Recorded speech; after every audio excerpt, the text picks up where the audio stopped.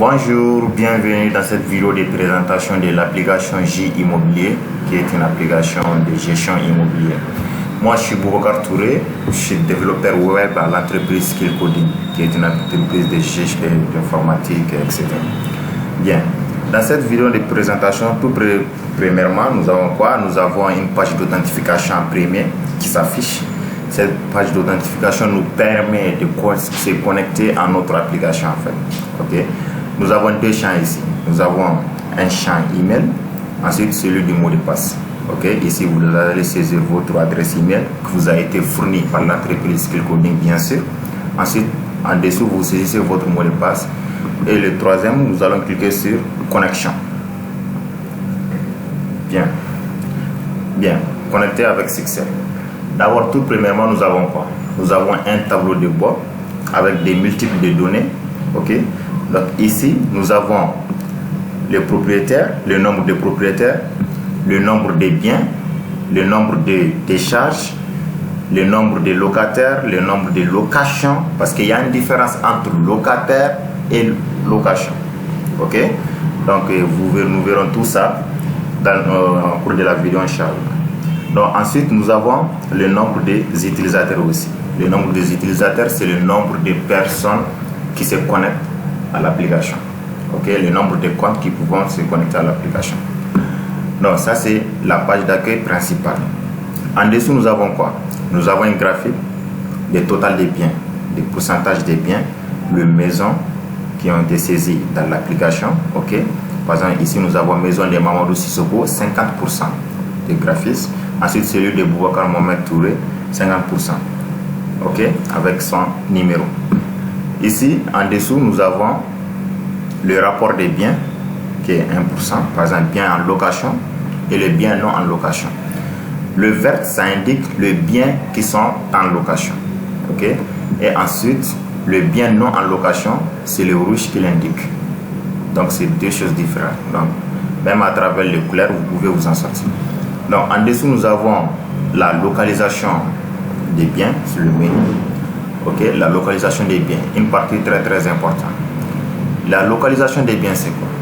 Ici, au lieu de venir fouiller dans la base de données pour voir quels sont les biens qui s'affichent, qui sont disponibles, non disponibles, qui sont en location, etc., automatiquement, vous pouvez voir ça sur la carte du pays même en fait. Ok, de manière satellitaire. Ici, ceux qui sont en rouge, vous voyez, c'est une maison comme ça. Vous voyez l'icône du meuble ici. Ça veut dire ici, vous avez la liste des maisons. Ok, vous voyez ici avec la photo de la maison. Ainsi, nous avons deux maisons ici. Si je clique sur ça, sur l'icône là, automatiquement ça me dit ok, maison de Boubacar Mohamed, adresse quartier à Sévigné Koro, disponibilité oui. Ça veut dire que cette maison est disponible. Le nombre de pièces disponibles, le nombre de pièces 25. C'est quoi ce nombre de pièces? Ce nombre de pièces sont le nombre d'appartements ou de pièces qui se trouvent dans la maison. Dans une seule, par exemple, un immeuble il peut avoir beaucoup de pièces. Ok. Donc nous avons le pourcentage d'argent, ok, qui est le 2%. Le plus global de la maison entière, c'est 650 000. Ok. Vous pouvez faire le filtrage ici par les maisons disponibles. Par exemple, je fais comme ça, je le filtre. Donc vous voyez, c'est ce que ça me donne. Donc ici, on voit la carte tout entière ici du pays. Donc ici, vous pouvez faire le filtrage par le nom disponible aussi, par type de biens, si c'est appartement A ou B aussi, par un prix minimal ou maximal, ainsi que par une adresse aussi, c'est le quartier, etc. Ok, donc c'est un peu ça. Donc après, nous avons quoi? Nous avons suivi des biens. Ok, ici nous avons le suivi des biens. On va voir le suivi des biens ici. Le suivi des détails biens. Très bien. Ici nous avons la totalité des biens qui s'affiche avec une progression en fonction du nombre. Ensuite, le bien en location. D'accord. Donc ici nous avons un bien ici, par exemple, deux biens. Ok, celui de Boubacar et celui de Mamadou Sissoko. Je clique sur ça. Ok. Donc ensuite nous avons son prix global, son pourcentage, le pourcentage du bien. Ça veut dire quoi? Le pourcentage qui est ici, c'est ce pourcentage que vous gagnerez sur ce bien. Ok, que l'agence gagne sur ce bien. Ensuite nous avons les biens en location. les biens en location, donc il y a les détails aussi. Ok, dans les biens qui sont en location, par exemple celui de Mamadou Sissoko qui est à Kalabankura, le type de bien c'est un appartement A. Ok, c'est ce qui est en location. Vous regardez son statut, ok, avec une date de vie de contrat et celui de fin de contrat. Donc, dans la maison de Mamadou Sissoko, il y a un appartement A qui est en location. Okay, ce qui veut dire que l'appartement B n'est pas en location. C'est ce qu'on va voir. Donc, ça, en dessous, nous avons tout en bas les biens non en location. Ok, donc ici, nous avons l'identité qui est maison de Mamadou Sissoko. Localité Kalabankura, type de bien appartement B, montant du loyer s'affiche ici qui est 50 000. Son statut est comment? Elle est disponible. Si elle est disponible, ça veut dire quoi? Ça veut dire qu'elle n'est pas en location. Donc ici vous pouvez voir les détails des biens en fait, ceux qui sont en location et ceux qui ne sont pas en location en fonction de leur statut et en fonction de leur couleur aussi. Si c'est en location, le statut en location est en couleur verte. Dans le cas contraire, nous avons disponible et non en location. C'est disponible, ça veut dire qu'elle n'est pas en location et que le statut est rouge aussi. Ok. Ici, vous avez les propriétaires, biens aux propriétaires ici. Les biens aux propriétaires, nous avons quoi tout d'abord? Tout en haut à droite, nous avons la totalité des intérêts en pourcentage qui est 5 000 francs qui se calcule automatiquement. Total frais d'agence, le frais d'agence que vous gagnerez. En fait, ici nous avons quoi? Bien propriétaire, nous avons le nom complet, Mamadou Sissoko, l'adresse Kalaban, son numéro de téléphone, le nom de son entreprise NEA. Ok, NEA, ça veut dire lorsque vous n'avez pas saisi un nom d'entreprise, ça sera NEA, ça veut dire qu'il n'y a aucun donné ici. C'est pas obligatoire en fait. Ok, donc ici, localité maison à Kalabankura, pourcentage de l'argent c'est 10%, le nombre de pièces, dans cette maison il y a 2 pièces. Ok, vous avez le nombre de pièces ici. Le plus global en francs CFA, c'est 100 000. Donc, il y a 2 propriétaires en bas. Ici, vous pouvez voir le nombre de propriétaires. Mais uniquement ceux qui ont intégré des pièces, des nombres de pièces vont s'afficher ici. Mais en dessous, vous avez 2 propriétaires. Pourquoi? Parce que j'ai 2 propriétaires des maisons. Celui de Boubacar et celui de Mamadou Sissoko. Bon, celui de Boubacar, on ne l'a pas affecté des nombres de pièces et des appartements. C'est pour cela que vous le voyez ici. Donc ici, vous avez les décharges effectuées. Les décharges effectuées, c'est quoi? Donc ce sont les décharges qui ont été effectuées entre l'agence et le propriétaire. Ok. Donc ici, nous avons les numéros matricules de chaque décharge qui sont identiques et qui ne sont pas identiques, excusez-moi, qui ne sont pas identiques, sont différents. Ok. Chaque numéro de matricule est unique. Ok, ensuite nous avons quoi? Nous avons 45 000 comme montant et puis 70 000 en montant en chiffres et en lettres pour des précisions en fait. Un mois payé, ok, mois payé, nous avons et puis date de début, la date et puis date de fin. Donc celui de 45 000, vous voyez son statut c'est incomplet. Ok, bon, ce qui veut dire que ça devrait être 70 000, donc c'est incomplet. Donc celui de 110 000 c'est complet son statut en vert. Ok, tout est clair ici. En dessous, nous avons quoi? Nous avons les biens en location. Les biens qui sont en location ici. Donc, vous pouvez voir les détails des biens qui sont en location. Ensuite, vous pouvez faire le filtrage avec les biens en fait. Ok, par exemple avec les maisons. Vous voyez celui de Boubacar et Mamadou. Ok, on est sur celui de Mamadou. Comme ça. Et ça, donc nous avons le nom complet Mamadou, l'adresse à Kalaban, ces informations en fait personnelles. Ensuite nous avons l'identité aussi qui est maison de Mamadou Sissoko, localité à Kalabankura. Donc cette maison se trouve à Kalabankura. Ensuite nous avons le prix global de la maison qui est 100 000, la charge 0 d'abord, le pourcentage c'est 10% pour l'agence et ensuite nous avons le nombre de pièces qui sont dues. Le type de biens sont quoi? Dans cette maison il y a un appartement B et un appartement A.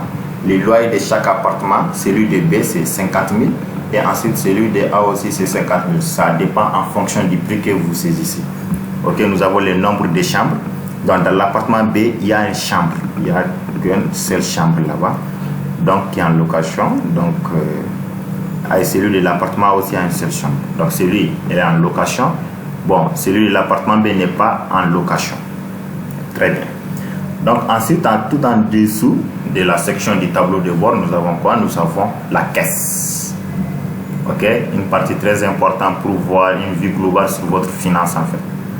Donc tous les biens, l'ensemble des biens, la totalité de l'ensemble des biens, leur montant, la totalité, c'est ce qui va s'afficher en première position.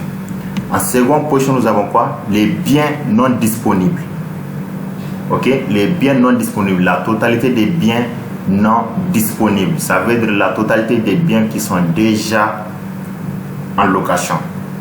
Ok, leur totalité s'affiche ici, l'ensemble des biens qui sont en location. Troisièmement, nous avons quoi? Nous avons les biens disponibles. Les biens disponibles, la totalité des biens disponibles, ce sont les biens qui ne sont pas en location. La totalité des biens qui ne sont pas en location, c'est ce qui va s'afficher ici. Ensuite, en bas ici, nous avons tous les paiements qui ont été effectués par les locataires en fait. Ok, tous les paiements qui ont été effectués vont s'afficher ici, la totalité de l'ensemble des paiements. Ensuite ici, vous avez la totalité de l'ensemble des cautions. Les cautions qu'un locataire peut donner à une agence, ok, pour une garantie en fait. Leur totalité s'affiche ici. Ici, c'est pas pour une seule locataire ou autre chose, non, c'est l'ensemble des locataires, leur caution va s'afficher ici, l'ensemble des cautions en fait. Donc les frais de l'agence ici va s'afficher ici, total, l'ensemble des frais d'agence sur tous les biens, et ensuite tous les intérêts vont s'afficher ici.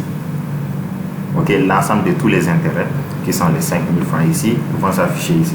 Vous pouvez réactualiser et faire une recherche avancée ici. Bon, par exemple, nous allons faire un petit démo de recherche. Qu'est-ce qu'on va faire ici? Je vais prendre, par exemple, du 1er octobre, ok, au 11 novembre, aujourd'hui, ok. Donc, je fais recherche. Qu'est-ce qui s'affiche? Bingo. Ici, on voit que tous les biens, on va ici d'abord, on a 0 francs. Bon, les biens non disponibles, ceux qui sont déjà en location, vous voyez ce qu'on avait vu tout précédemment avec le montant. C'est un seul qui est en location à 50 000, c'est ce qui s'affiche ici. Donc, ce qui n'est pas en location dans l'appartement B, les 50 000 aussi s'affichent ici. Donc, tous les paiements qui ont été effectués, les 90 000, on les a ici. Tous les cochons, nous avons les 50 000 ici. Et ensuite, nous avons les frais de l'agence qui sont les 25 000 sont affichés ici. Tous les intérêts, on les voit ici qui sont les 15 000. C'est très simple. Vous allez juste cliquer sur ce bouton bleu avec l'icône de recherche. Vous faites choisir une date de début et date de fin. Ensuite, vous cliquerez sur le bouton rechercher. Vous allez voir tous les détails, le rapport de ce qui s'est passé sur cet intervalle. Bon, pour y revenir actualiser, pour y revenir aujourd'hui, par exemple aujourd'hui ce qui a été effectué durant ces 24 heures, je vais cliquer sur actualiser automatiquement. Ça va venir, vous voyez, tout est 00 ici. Pourquoi? Parce qu'aujourd'hui, je ne fais aucune chose. Rien ne s'est passé aujourd'hui. Donc, c'est ça. Mais une fois qu'une opération a été effectuée, vous verrez que les chiffres vont changer. Très bien. Et ensuite, nous avons quoi? Nous avons la section de gestion propriétaire. Okay? Dans la gestion des propriétaires, qu'est-ce qu'on a en première position? Nous avons deux sous-menus, ok, qui est très simple et très voyant. Ici, nous avons liste propriétaire. Ça veut dire quoi? Avant de cliquer là-dessus, je vais vous expliquer. La liste des propriétaires, c'est la liste des propriétaires à qui appartenaient les différentes maisons. Ok? Donc ici, je vais cliquer sur ça. Donc, j'ai deux propriétaires, comme on l'avait vu depuis le début de la vidéo. Deux propriétaires, celui de Boubacar Touré et celui de Mamadou Sissou.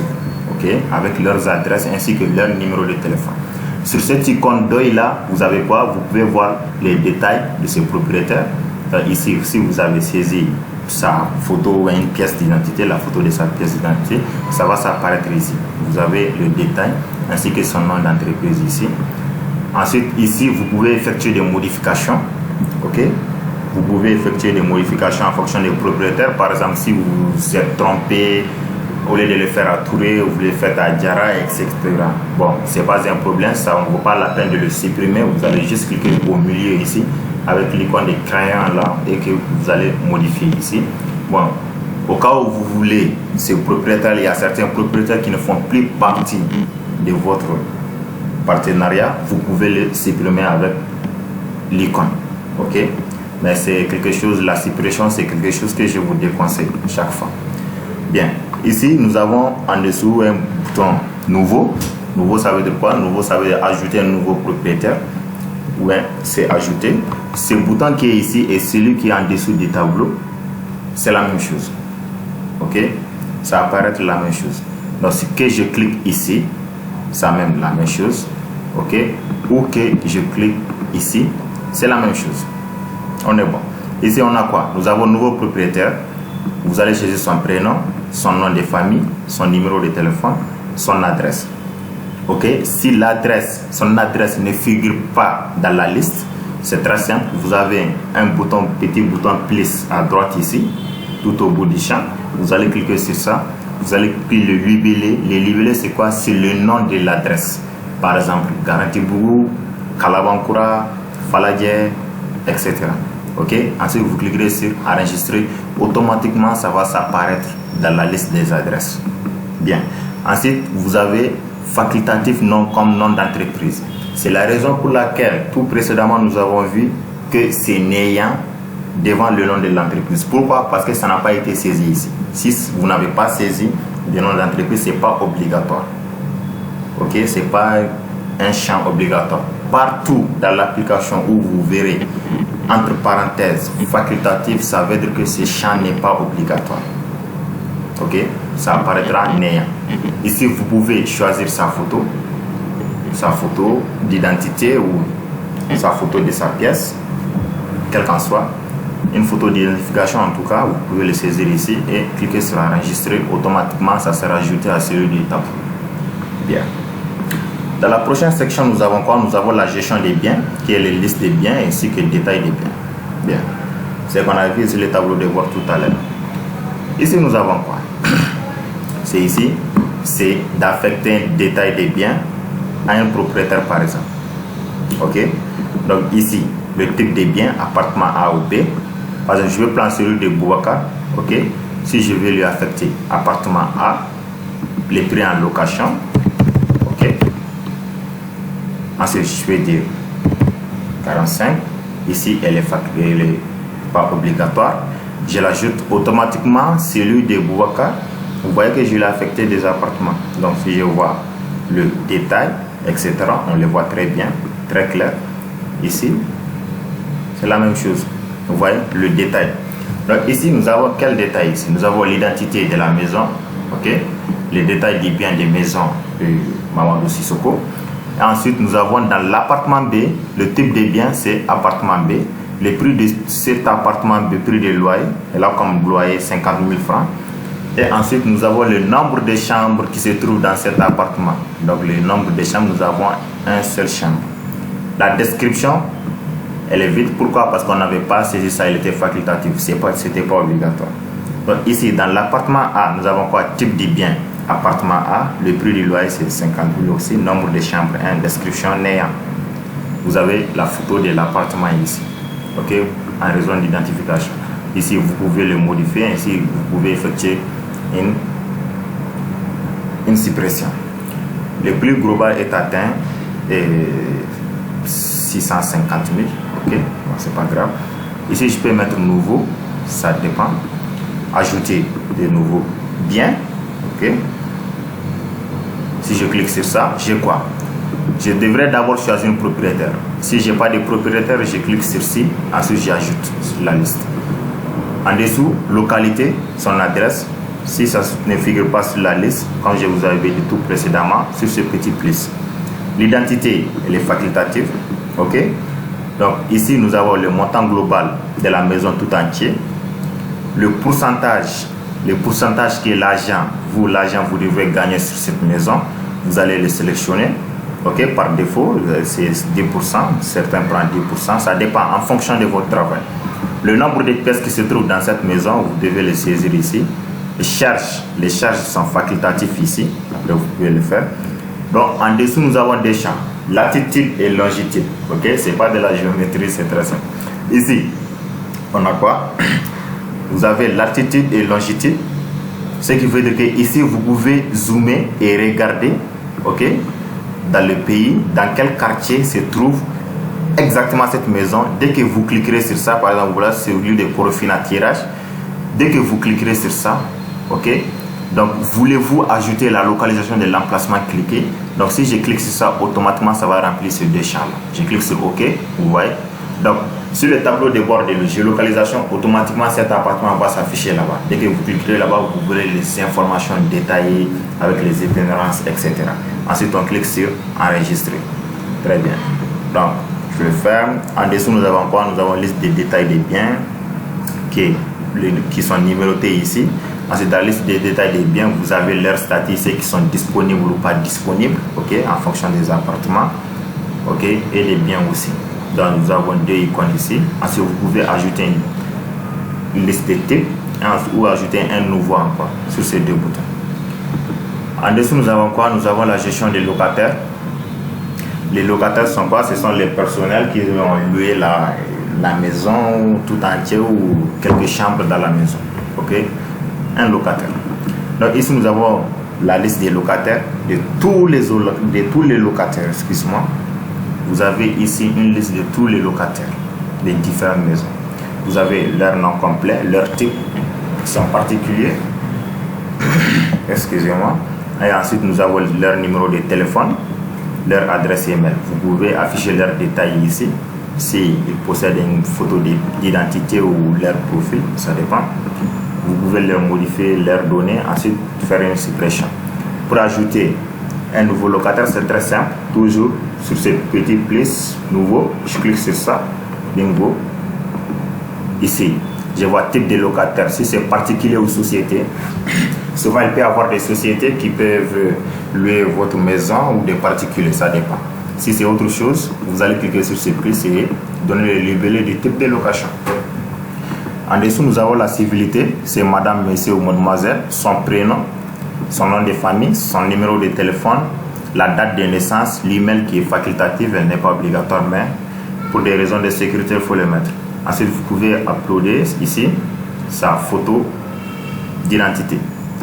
Très bien. Donc, après, nous avons quoi? Nous avons la gestion des locations. Nous avons la liste des locations. Ok? La gestion des locations. Donc, ici, dans la gestion des locations, c'est très simple. Je vous ai dit que nous allons expliquer ça. Les locataires et les locations. Ok. Donc, les locataires, ce sont les personnes qui ont déjà loué un appartement, des chambres dans une maison. Ok. Bon, ici, la liste des locations, c'est d'avoir dans une maison, par exemple, dans l'appartement A, il y a un locataire. Okay? L'appartement est en location qui est affecté à un locataire, par exemple celui de Matene Traoré. Je ne sais pas si vous voyez. Donc c'est juste ça, c'est très simple. Et puis vous pouvez avoir le récit du contrat ici, qui est très simple, téléchargeable ici. Voilà. Nous avons la quittance automatiquement. Nous avons le récit cochon avec le numéro d'immatriculation. Vous avez une en-tête qui est vraiment dynamique. Cette en-tête, c'est modifiable, ok? En fonction de votre entreprise, nous allons intégrer votre en-tête. Le contrat de bail avec le même numéro matricule des Nantenais. Ensuite, nous avons le document tout entier. Vous pouvez faire l'impression ici. Le bailleur va signer ici, le preneur va signer ici. Le bailleur, c'est quoi? C'est vous, l'agent. Et ici, le preneur, c'est qui? C'est Nantenais, la personne qui devrait faire la location. Je fais l'impression ici pour retourner. Bien.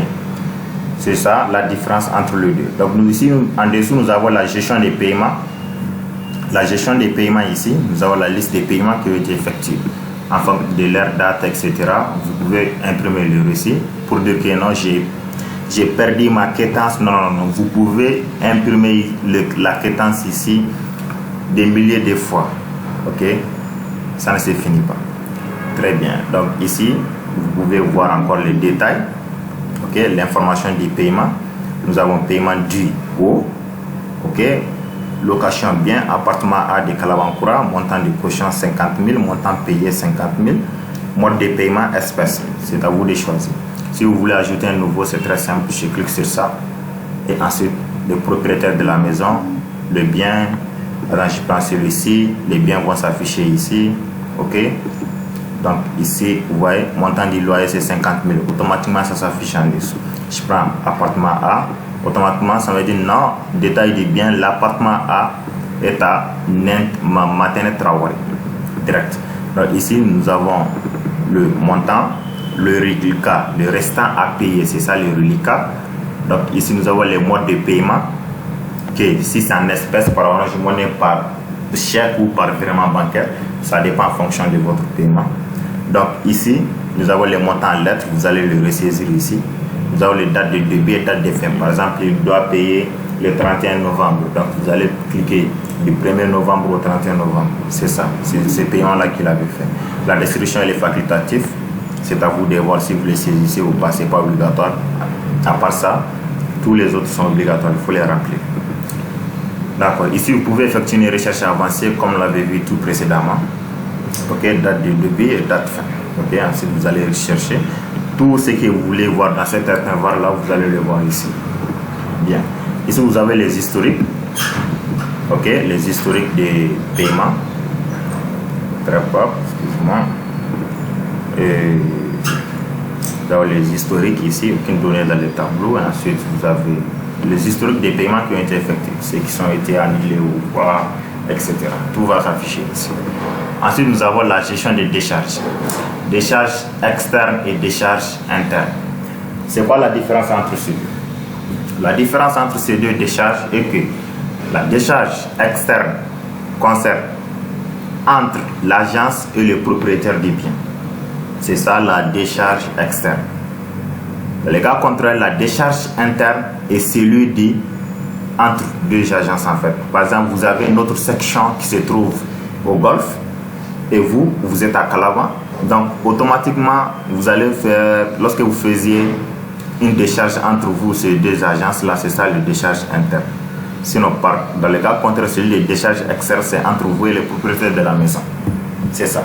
Donc, ici, si je clique sur externe, on n'a pas ceux qui ont été faits avec celui de leur numéro matriculé, etc. Donc, vous pouvez voir, c'est complet, le statut est incomplet ici. Vous pouvez imprimer la décharge qui a été effectuée. Très simple. Si je clique sur le retour. Ici, vous pouvez voir le détail de ces décharges. Ok, dit avec les prénoms, localité des biens, tout. Le statut est complet. Donc, intérêt de gestion, c'est 10 000 francs CFA avec 10%. Donc, vous avez les montants de décharge. Ok. Donc, ici, vous pouvez faire effectuer une modification. Et ici, vous pouvez effectuer une suppression. Les décharges internes sont ici, entre les agences qui n'ont pas été faites. Donc, vous pouvez choisir l'agent de terrain, l'employé qui se trouve dans votre entreprise. Et ensuite, vous allez prendre le bien. Ok, donc les notes ici, les montants à payer, automatiquement, les soldes vont faire. Donc, la date promise, date de début, date fin, la description, elle est facultative. D'accord. On avance. Ici, nous avons la gestion des cochons. La gestion des cochons, une section très importante aussi. Donc, ici, nous avons quoi? Le locataire avec son numéro de matricule. Monsieur Matene Traoré, 50 000, à rembourser 0, restant 0. Donc, ici, c'est lorsque vous faites un remboursement que vous allez cliquer ici. Pour voir le détail, vous cliquez au milieu ici. Ensuite, à la fin, nous avons pour annuler. Ok, annuler la caution. Vous allez faire ça. Donc, ici, nous avons la gestion des libérations. Vous pouvez voir toute la liste des libérations. Par exemple, une maison qui a été en location et qui a été libérée après, c'est ici que vous allez le mettre. Qu'est-ce qu'on a? Tous ceux qui ont été libres, tous les biens libres vont s'afficher ici. Dans les cas contraires, si vous voulez effectuer un bien libre que vous voulez l'ajouter, très simple, vous le mettrez ici. Cliquez sur nouveau. Je clique sur ça. Donc, nouveau libération, j'ai choisi le bien. Par exemple, je prends le détail du bien, appartement A. Ok. L'appartement tenait à Matene Traoré, donc montant de cochon, c'est ça. Donc, j'ai dit libérer oui ou non. Si j'ai dit oui, je le libère. Dans les cas contraires, j'ai dit non. Date de libération, vous allez cliquer sur ça, ainsi qu'une description très compréhensible aussi. Après, nous avons quoi? Nous avons la gestion des comptes. La gestion des comptes, liste des comptes bancaires et les opérations. La gestion des comptes, c'est quoi? La gestion des comptes, c'est pour avoir une vue globale sur vos différentes transactions, vos différentes opérations qui se trouvent dans les différentes banques, etc. Les dépôts et retraits, les versements, les chèques, etc. Quelle façon. Ici, vous allez d'abord ajouter tous vos listes de comptes. Si vous avez un compte à BDM SA Ecobank, UBA, etc. Vous allez ajouter tout ceci avec leur numéro de compte. Ensuite, leur solde qui se trouve là-dessus, le nom de la banque. Ensuite, nous avons le type de compte. Si c'est un compte courant, compte épargne, etc.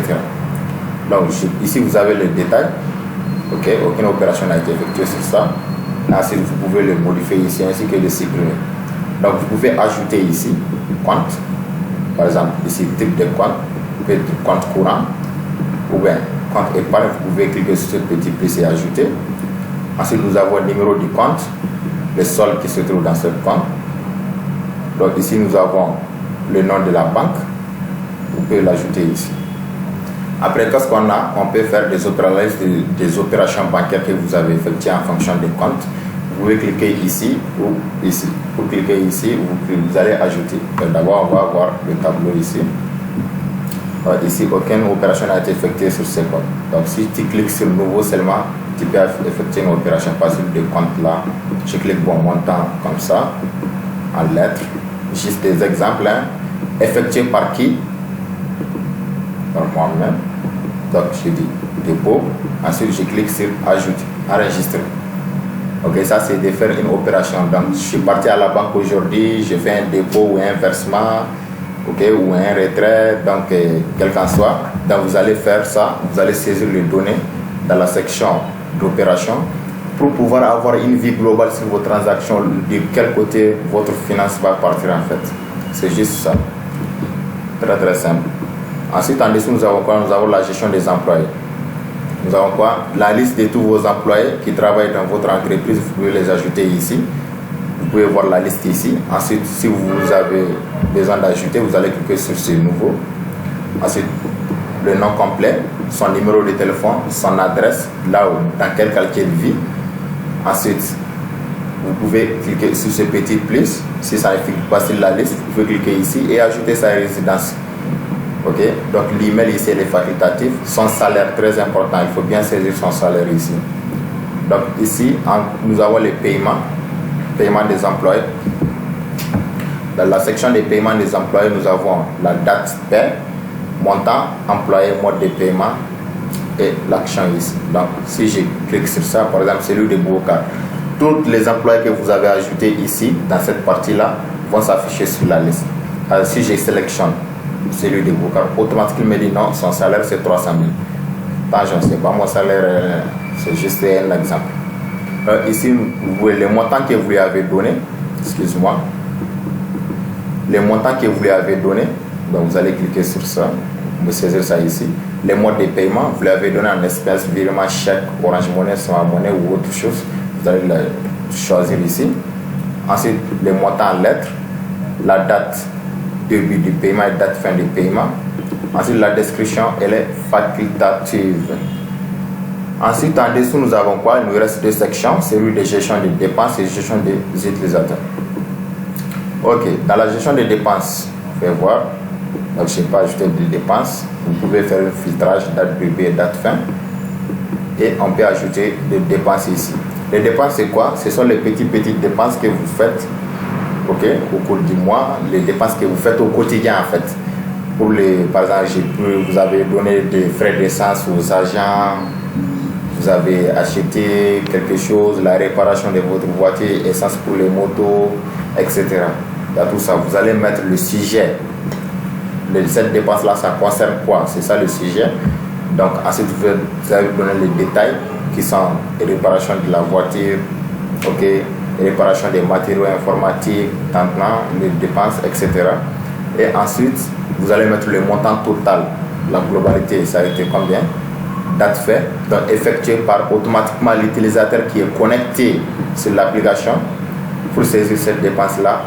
Ok, donc son nom va s'afficher ici et puis vous cliquerez sur enregistrer. Très simple, c'est ça. Après, ça va apparaître sur la liste ici. En dessous, nous avons quoi? Nous avons la gestion des utilisateurs. La gestion des utilisateurs ici, c'est très simple. C'est les personnages qui ont l'accès à l'application de l'entreprise pour pouvoir effectuer des opérations, ok, effectuer certaines tâches, mais les tâches sont spécifiques en fonction de leur rôle. Ok, Donc si ici vous avez sa photo, ok, vous avez son prénom, son nom, son email, ainsi son statut, si c'est actif ou pas. Son statut c'est quoi? Si cet utilisateur a toujours accès à l'application pour effectuer des tâches, ça va s'afficher en actif. Dans les cas contraires, si vous l'avez désactivé, ça sera inactif. Donc ici je vois celui de Bilal, l'air détail. Je peux modifier ou supprimer. Pour ajouter un nouvel utilisateur, c'est très simple. Vous allez cliquer sur ce petit nouveau. Donc je mets son prénom, son nom de famille, son numéro de téléphone, son rôle. Quel est son rôle? Est-ce un administrateur, le boss? Est-ce un comptable? Est-ce un locataire qui se connecte pour voir ce truc? Est-ce un opérateur? Est-ce un propriétaire? C'est en fonction du rôle que vous choisissez. Vous allez saisir son email ici. Dans plusieurs parties, nous avons vu que l'email n'est pas obligatoire, mais ici c'est obligatoire parce que sans son adresse email, il n'a pas l'autorisation de s'authentifier sur l'application. Ok? Ensuite, vous allez mettre son mot de passe. Ainsi, le même mot de passe que vous avez saisi ici, c'est ce que vous allez retaper ici pour confirmer. Sinon, ça ne passera pas. Si vous avez mis ici correctement tout le mot de passe et que ici vous vous êtes trompé d'un seul chiffre ou d'une seule lettre, ça ne va pas passer. Donc, ce qui est ici, ça devrait être identique à celui de la confirmation aussi. Très bien. Ensuite, vous allez cliquer sur enregistrer. Très très simple. Ok, bon, en fonction de ça, après vous allez lui donner son mot de passe. Il va se connecter avec ça, avec son adresse email sur l'application de Skill Coding. Et ici vous avez les détails, etc. Bon, voilà à quoi ressemble vraiment l'application J-Immobilier, qui est vraiment un atout inexplicable pour les agences immobilières et tout qui est dans l'immobilier. Merci et à bientôt, Inch'Allah.